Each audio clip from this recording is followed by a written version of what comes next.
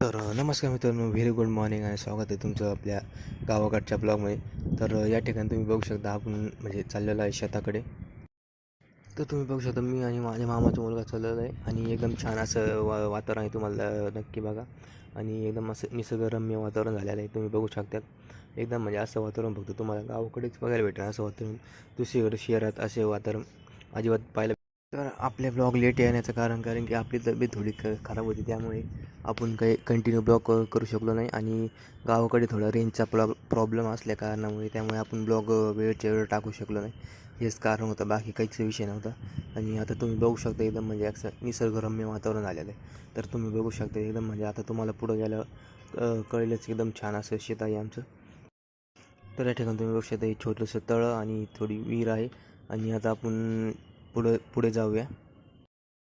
या ठिकाणी तुम्ही बघू शकता हे डोंगर आहे आणि याच्या खाली आपलं शेत आहे. तुम्ही बघू शकता एकदम छान असं वातावरण आहे या ठिकाणचं.